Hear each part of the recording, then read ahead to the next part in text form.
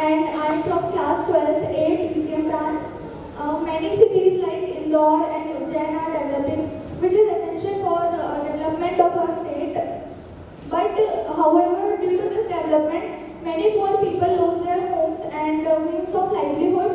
So my question is, what step does the district administration take so that the people will get fair compensation, new livelihood, or their rights, etc.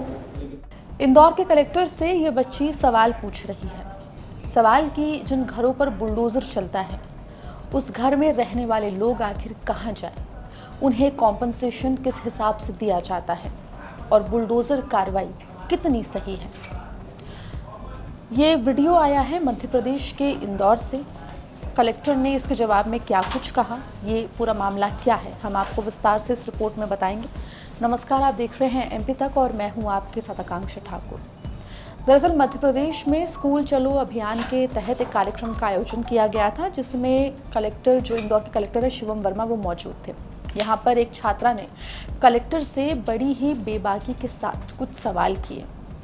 सवाल bulldozer कार्रवाई से जुड़े हुए थे। दरअसल आपको बता दें कि मध्य प्रदेश के इंदौर में नगर निगम लगातार स्मार्ट सिटी प्रोजेक्ट और सड़क चौड़ीकरण की वजह से कई मकानों को, कई इमारतों को ढा चुकी है।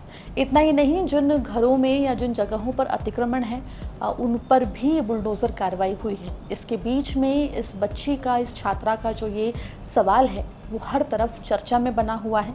जिस बेबाकी से छात्रा कलेक्टर से सवाल पूछ रही है उसको लेकर भी सभी चर्चा कर रहे हैं। एक बार आप सवाल सुन लीजिए। And I'm from class 12th A PCM branch. Many cities like Indore and Ujjain are developing, which is essential for development of our state.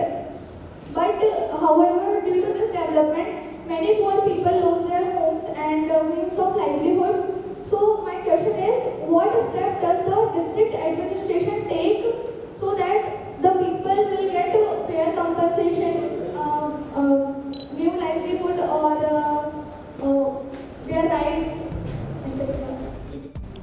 तो आपने सुना, छात्रा कलेक्टर से सीधे तौर पर बुलडोज़र एक्शन को लेकर सवाल पूछ रही है और ये सवाल पूछ रही है कि आखिर जिन लोगों के मकानों पर बुलडोज़र चला है वो कहाँ जाएंगे और सरकार उनके लिए क्या करती है।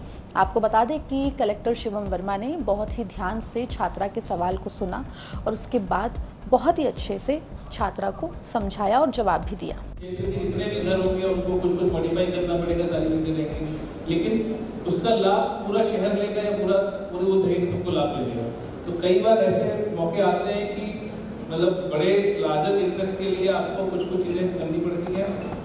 जिसका भी घर टूटता है, लेकिन मैं फिर कहूँगा कि उसको किसी भी तरह से कंपेंसेट नहीं कर सकते आप, मतलब आप क्या ही कंपेंसेट करेंगे मंथली उसको। लेकिन हम लोग इंश्योर ये करते हैं कि अगर हम किसी का घर इन्वॉल्व कर रहे हैं तो उनको हम लोग दूसरा वैकल्पिक उनको रहने के लिए घर दें। जो भी कंपनसेशन हमारे शासकीय नियमों के हिसाब से बनते हैं वो उनको दिए जाएँ। तो ये सारी चीज़ें की जाती हैं, लेकिन फिर भी बहुत टफ रहता है। किसी का घर पे अगर वो होता है नुकसान तो उसकी भरपाई करना, अगर रियल सेंस में देखें तो कभी नहीं कर सकते। तो लेकिन बड़े इंटरेस्ट के लिए ये चीज़ें आवश्यक होती हैं, तो ये इसलिए किया जाता है। ठीक है।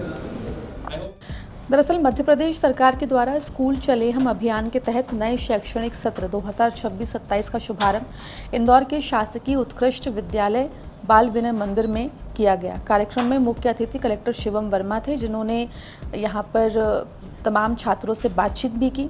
इस दौरान आपको बता दें कि कलेक्टर शिवम वर्मा ने मंच से उतरकर बच्चों के बीच ज़मीन पर बैठकर सीधे संवाद किया और उनके सवालों को सुना। यहाँ पर विद्यार्थियों ने शिक्षा, करियर, स्किल डेवलपमेंट, परीक्षा परिणाम, मानसिक तनाव और नई टेक्नोलॉजी जैसे कि AI से जुड़े हुए सवाल पूछे। इस दौरान छात्रा ने जिस बेबाकी के साथ बुलडोज़र एक्शन को लेकर सवाल पूछा है उसकी सभी तारीफ कर रहे हैं। साथ ही कलेक्टर शिवम वर्मा ने जिस शांति के साथ छात्रा को इसका जवाब दिया और स्थिति समझाने की कोशिश की उसकी भी सभी तारीफ करते हुए दिखाई दे रहे हैं। इस पूरे मामले पर आपका क्या कहना है, कमेंट सेक्शन में ज़रूर लिख के बताएं। खबर इंदौर से आप तक पहुँचाइए सहयोगी धर्मेंद्र कुमार शर्मा ने। मध्य प्रदेश जुड़ी तमाम खबरों के लिए बने रहिए एमपी तक के साथ।